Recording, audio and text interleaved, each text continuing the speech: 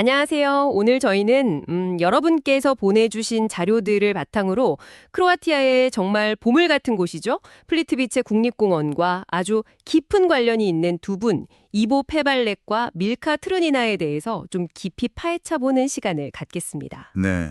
플리트비체 국립공원 웹사이트 자료랑 또 위키백과 항목들, 이걸 중심으로 두 분이 어떤 분들이었고 또 플리트비체와는 어떤 그런 특별한 인연이 있는지. 그리고 왜 우리가 오늘날까지 이분들을 기억해야 하는지 그런 것들을 좀 같이 알아보려고 합니다. 네, 이게 참 재미있는 게요. 한 분은 이제 과학적인 어떤 기여, 헌신 이런 걸로 플리트비체에 이름을 남기셨고, 아, 과학자? 네, 다른 한 분은 또 예술적인 명성 그리고 나눔 이걸 통해서 또 플리트비체와 연결이 되더라고요. 와, 과학과 예술이라 흥미로운데요. 네, 이분들 이야기가 플리트비체의 그 아름다운 풍경, 그 너머에 있는 어떤 역사라든가 사람들의 노력을 좀 엿볼 수 있는 좋은 기회가 될 것 같습니다. 맞아요. 우리가 그냥 와, 멋있다 하고 감탄하는 그 자연 뒤에는 사실 그걸 지키려고 애쓴 분들의 그런 노력들이 숨어 있는 거잖아요. 그렇죠.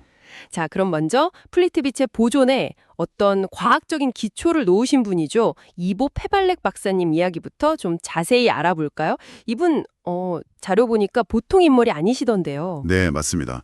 이보 페발렉. 1893년에 태어나셔서 1967년에 돌아가셨는데 크로아티아를 정말 대표하는 식물학자이자 과학자, 그리고 아주 열정적인 자연주의자셨어요. 네. 자그레브 대학교 농림학부 교수님이셨고 학장도 여러 번 하셨더라고요. 그리고 당시 유고슬라비아의 최고 학술기관이었던 과학예술 아카데미, JASU라고 하죠. 거기 회원이기도 했으니까 학문적인 권위가 상당했던 분이죠. 연구실에만 계셨던 분은 아닌 것 같아요. 보니까 젊었을 때부터 오스트리아나 독일 이런 연구소에서 경험도 쌓으시고 네네. 심지어 그 유명한 스위스 식물학자랑 아프리카 연구까지 같이 하셨다고요. 와, 국제적인 그런 시야를 가지셨던 분이네요. 네, 그렇습니다. 그런 국제적인 활동이나 폭넓은 연구 경험이 나중에 이제 플리트비체 호수의 가치를 딱 알아보고 이걸 보존해야 한다.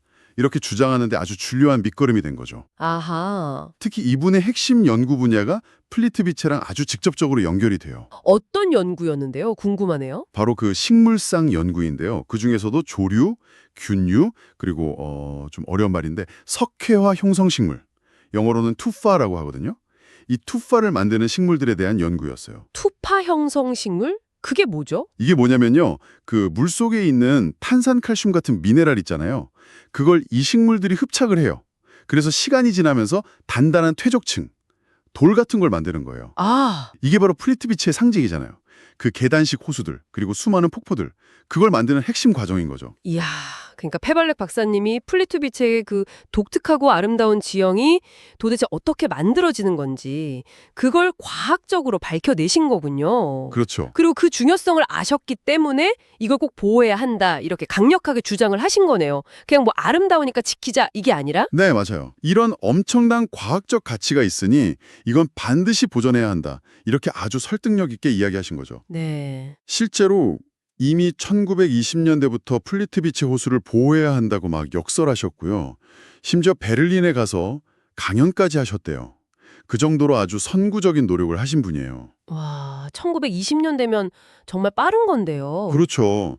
그분의 그런 꾸준한 과학적인 어떤 뒷받침, 그리고 노력이 없었다면 플리트비체가 지금처럼 국립공원으로 지정되고 이렇게 체계적으로 보존되기가 어쩌면 어려웠을지도 모릅니다. 허. 자연보호 운동에 이 과학적 근거를 제시했다는 거, 이게 이분의 역할 중에 정말 결정적이었다고 볼 수 있죠. 그분의 그런 헌신적인 노력이 없었다면 어쩌면 우리가 지금 보는 플리트비체의 모습이 좀 달라졌을 수도 있겠네요. 정말 대단하신 분입니다. 그럼 그 공로는 지금 어떻게 좀 기억되고 있나요? 플리트비체 국립공원 안에 가시면요. 갈로바치 호수라고 있는데 그 근처 댐에 이분의 공적을 기리는 기념명판이 설치되어 있습니다. 명판이 있군요. 네. 그리고 또 1975년에는 아예 이분 이름을 딴 과학연구소가 설립됐고요. 2003년에 새로 지은 과학연구센터도 이보 페발렉 박사 과학연구센터 이렇게 이름이 붙어서 그 업적을 계속 기리고 있죠. 연구센터까지. 네. 생전에는 또 노동훈장도 받으셨고요. 그분 이름이 붙은 연구센터가 있다는 것 자체가 플리트비체 연구나 보존에 이분의 기여가 얼마나 중요하게 평가받고 있는지를 딱 보여주는 것 같네요. 그렇죠. 이야, 한 과학자의 헌신이 자연유산 보존에 정말 이렇게 큰 힘이 될 수 있구나 하는 생각을 좀 하게 됩니다. 예, 정말 그렇습니다. 자, 그럼 이제 분위기를 좀 바꿔서 완전히 다른 방식으로 플리트비체와 인연을 맺은 또 다른 인물, 밀카 트르니나 이야기를 좀 해볼까요? 이분은 예술가로서 플리트비체 이름을 남기셨다고요? 네, 맞습니다. 밀카 트르니나. 1864년에서 1941년까지 사셨던 분인데 크로아티아의 나이팅게일 이렇게 불렸던 세계적인 오페라 소프라노입니다. 크로아티아의 나이팅게일? 네, 19세기 말에서 20세기 초에 유럽과 미국을 막 넘나들면서 당대 최고의 오페라 디바 중 한 명으로 명성을 떨쳤죠. 이분 어린 시절 이야기도 좀 인상적이더라고요. 아버지를 일찍 여의시고 작가였던 외삼촌 밑에서 자랐는데 빈 음악원에서 거의 수석으로 졸업할 만큼 재능도 뛰어나고 노력도 엄청났다고요. 네, 맞아요. 타고난 재능에다가 또 지성, 교양까지 겸비한 분이었다고 하니까 정말 그 시대에 뭐랄까? 진정한 스타였던 거죠. 그랬겠네요. 16살에 자그레브 국립극장에서 데뷔를 했는데 그 이후로 라이프치히, 뮌헨, 런던, 뉴욕 메트로폴리탄 오페라, 보스턴, 시카고 그냥 세계 유수의 오페라 하우스 무대는 다 섰다고 보시면 돼요. 와, 특히 뮌헨에서는 27살이라는 젊은 나이에 바이에른 왕립 실내 가수라는 아주 명예로운 칭호까지 얻었다고 하니까요. 27살이에요? 대단하네요. 네, 24년 동안 활동하면서 약 1200회 공연을 하고 65개의 역할을 소화했대요. 그러니까 활동량이나 인기가 얼마나 대단했는지 짐작이 가시죠? 1200회, 65개 역할. 정말 상상하기 힘든 숫자네요. 특히 그 바그너 오페라 해석의 대가였다는 점이 눈에 띄어요. 아, 네, 맞아요. 당대 비평가들이 바그너가 상상했던 그 영웅적인 여주인공 모습 그대로다. 이렇게 평가했다니 이건 최고의 찬사 아닌가요? 그렇죠. 정말 대단한 평가죠. 물론 베르디나, 모차르트, 베토벤 작품도 훌륭하게 소화했고요. 특히 푸치니의 토스카는 런던 코벤트 가든이랑 뉴욕 메트 초연을 바로 이 트루니나가 맡았다고 하니까 그 위상이 어느 정도였는지 알 수 있죠. 아, 토스카 초연을요? 와, 네, 푸치니가 직접 트루니나와 비교할 만한 토스카는 없다 이렇게 극찬을 했다고 하더라고요. 푸치니가 직접? 네, 비평가들은 또 그녀의 그 연기력, 표현력 이런 걸 높이 사서 노래하는 엘레오노라 두제라고 불렀대요. 엘레오노라 두제는 당시에 아주 유명했던 연극 배우거든요. 아, 그러니까 노래만 잘한 게 아니라 연기까지 완벽했다 이런 거네요? 네, 맞습니다. 음악성과 연기력을 다 갖춘 그런 예술가였던 거죠. 그런데 이렇게 대단했던 분의 목소리를 지금 우리가 직접 들어볼 수가 없다는 게 이게 정말 놀랍고 좀 안타까워요. 자기 목소리가 담긴 녹음 기록을 전부 다 파기하라고 요청했다고요. 아니, 가수한테 목소리가 생명일 텐데 와, 정말 철저한 완벽주의자였나 봐요. 네, 맞아요. 바로 그 완벽주의 때문에 지금 그녀의 목소리를 담은 공식적인 녹음은 하나도 남아있지가 않습니다. 자신의 공연이 항상 그 최상의 상태로만 기억되기를 바랐던 것 같아요. 그래서 어떻게 보면 이 점이 그녀를 더 약간 신비로운 존재로 만드는 것 같기도 하고요. 정말 그렇네요. 소리로 기억될 수 없는 전설적인 소프라노라니 뭔가 더 궁금해지는데요. 그럼 이 세계적인 디바가 어떻게 플리트비체랑 연결이 된 건가요? 네, 이분은 자신의 예술을 통한 나눔으로 플리트비체와 인연을 맺었습니다. 1898년이었는데요. 자그레브 국립극장에서 자선 콘서트를 열었는데 그 수익금 전액을 당시 플리트비체 호수 및 주변 환경 미화 협회라는 곳에 기부를 했어요. 와, 아니 전성기를 누리던 세계적인 스타가 공연 수익금 전액을요? 그것도 자연환경 미화를 위해서. 와, 이건 정말 쉽지 않은 결정이었을 것 같은데요. 그렇죠. 대단한 거죠.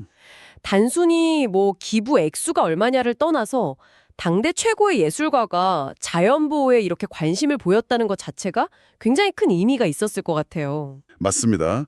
협회에서도 그녀의 기부에 정말 깊이 감사했고 그래서 같은 해에 밀라노바초 호수하고 가바노바초 호수 사이에 있는 아주 아름다운 폭포가 있거든요.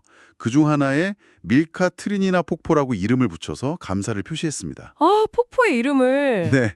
근데 이게 또 재밌는 게 이 폭포가 그녀가 살아있는 동안에 유명인의 이름을 따서 명명된 플리트비체 내의 유일한 장소였다고 해요. 아, 정말요? 살아있는 동안에는 유일하게. 네. 그렇군요. 그럼 플리트비체에 가면 과학자의 기념 명판도 보고 또 예술가의 이름이 붙은 폭포도 볼 수 있겠네요. 한 장소에 정말 과학과 예술의 흔적이 같이 있는 셈이네요. 그렇죠. 공존하는 거죠. 그런데 그렇게 화려한 경력을 자랑하던 분이 비교적 좀 이른 나이에 은퇴를 하셨다고 들었어요. 네, 좀 안타까운 이야기인데요. 1906년이니까 40대 초반의 나이에 안면신경 마비 문제, 그리고 또 수술이 좀 잘 안 됐던 것 같아서 갑작스럽게 무대를 떠나야만 했습니다. 아, 한창 활동하실 나이인데. 네, 정말 경력의 정점에서 맞이한 예기치 못한 은퇴였죠. 그 이후에는 뉴욕에서 잠시 성악을 가르치시다가 고향 자그레브로 돌아와서 이제 후학 양성에 힘쓰면서 여생을 보내셨어요. 아, 후학 양성. 네. 근데 또 이분 제자 중에 진카 쿤추라는 분이 있는데 이분이 나중에 메트로폴리탄 오페라의 스타로 성장하기도 했죠. 와, 제자까지 훌륭하게 키워내셨군요. 마지막 순간까지도 참 인상적이네요. 폐렴으로 세상을 떠나시면서 장례는 아주 간소하게 치르고 조화 대신에 자선단체에 기부해달라 이렇게 유언을 남기셨다고 하니 그 나눔 정신은 정말 평생 이어진 거네요. 그렇습니다. 그분의 이름과 정신은 지금도 아주 다양한 방식으로 기억되고 있어요. 크로아티아 음악예술가협회에서는 매년 뛰어난 음악가에게 밀카 트르니나 상을 수여하고 있고요. 아, 상도 있군요. 네, 그리고 여러 학교나 거리, 문화단체에도 이분의 이름이 붙어 있습니다. 그리고 이거 빼놓을 수 없죠. 그 재밌는 이야기. 혹시 우리가 아는 그 보라색 초콜릿인가요? 밀카 초콜릿? 아, 네네. 스위스 초콜릿장인 칼 루스 수샤레자 트르니나의 완전 열렬한 팬이어서 그녀의 이름을 따서 밀카 초콜릿을 만들었다는 그 전설 같은 이야기요. 이게 뭐 공식 기록은 좀 부족하다지만 팬심이 만들어낸 이야기라니 정말 흥미롭잖아요. 네, 그렇죠. 그 이야기가 그녀의 명성이 당시에 얼마나 대단했는지를 좀 보여주는 그런 일화 같아요. 실제로 플리트비체 국립공원의 제과사들이 그녀에게서 영감을 받아서 뭐 카펠로라던가 초코 심포니 같은 초콜릿 디저트를 만들기도 했다고 하니까요. 오, 정말요? 플리트비치에서 파는 디저트에도. 네, 그녀의 어떤 예술적인 영감이 다른 형태의 창작으로도 이렇게 이어지고 있는 거죠. 이야, 그 외에도 뭐 러시아 차를 대관식에서 공연하고 엄청 귀한 보석섬을 받았다는 이야기나 심지어 고향마을 축구클럽 이름까지 그녀 이름을 땄다는 걸 보면 정말 다방면으로 이분의 존재가 크로아티아 사람들한테 아주 깊이 각인되어 있구나 하는 걸 알 수 있네요. 그렇죠. 세계적인 명성을 얻었던 크로아티아 예술가, 또 예술을 통한 자선활동, 그리고 녹음이 남아있지 않아서 더 신비롭게 느껴지는 그 예술 세계, 또 플리트비치의 폭포나 밀카 초콜릿 전설 같은 그런 흥미로운 연결고리들, 이런 것들을 통해서 우리가 밀카 트리니나라는 인물을 아주 다각적으로 기억할 수 있는 것 같습니다. 네. 오늘 저희는 플리트비츠 국립공원이라는 정말 아름다운 한 장소를 두고 한쪽에서는 과학적인 탐구와 보존 노력으로 기여한 이보 페발렉 박사님, 네, 또 다른 한쪽에서는 예술적인 성취와 나눔으로 그 발자취를 남긴 밀카 트리니나, 이 두 분에 대해서 좀 자세히 알아봤습니다. 네. 어떻게 보면 한 분은 플리트비치의 그 자연 자체를 지키는 데 결정적인 역할을 했고, 또 다른 한 분은 그 아름다움을 세상에 알리고 또 지원하는 데 힘을 보탠 셈이죠. 맞아요. 이분들 이야기를 아는 것이 여러분께서 플리트비체나 혹은 크로아티아의 역사, 문화를 좀 더 입체적으로 이해하시는데 분명 도움이 될 거라고 생각합니다. 네. 과학과 예술이라는 서로 다른 분야에서 활동했지만 결과적으로는 모두 이 자연유산을 더 풍요롭게 하고 후대에 기여했다는 그런 공통점을 가지고 있죠. 그렇군요. 자, 오늘 이야기를 마무리하면서 이런 생각을 좀 해보면 어떨까 싶어요. 한 사람의 유산이라는 게 과연 어떻게 남고 또 어떻게 기억되는가 하는 점이요. 그거 흥미로운 질문인데요. 그렇죠. 네. 페벌렉 박사님의 유산은 그분이 지키고자 했던 플리트비체 국립공원 그 자체, 그리고 또 그분의 이름이 붙은 연구센터처럼 어떻게 보면 비교적 명확하고 실증적인 형태로 남아있는 것 같아요. 네, 눈에 보이는 형태로? 그렇죠. 반면에 트르니나의 유산은 그녀의 이름이 붙은 상이나 폭포, 또 그 초콜릿에 얽힌 전설, 그리고 그녀에게서 영감을 받은 후대의 어떤 예술 작품들처럼 좀 더 다채롭고 상징적인 형태로 이어지고 있다는 느낌이 들어요. 맞아요. 특히 트르니나가 자기 목소리 녹음을 남기지 않기로 한 그 결정, 이게 예술적 유산의 형태에 대해서 참 많은 생각을 하게 만드는 것 같아요. 소리로 기억될 수 없는 소프라노의 유산이라. 그렇죠. 역설적이죠. 네. 어쩌면 그 부재 자체가 그녀의 유산을 더 특별하게 만드는 건지도 모르겠다는 생각도 들고요. 그럴 수도 있겠네요. 플리트비치라는 그 한 공간에서 과학적인 규명과 보존이라는 어떻게 보면 남기는 방식과 예술적인 영감과 나눔이라는 흐르는 방식이 어떻게 같이 존재하면서 그곳의 이야기를 더 풍성하게 만들었는지 이런 걸 생각해 보는 것도 참 흥미로울 것 같습니다. 여러분은 이 두 분의 이야기와 그들이 남긴 유산에 대해 어떻게 생각하시나요?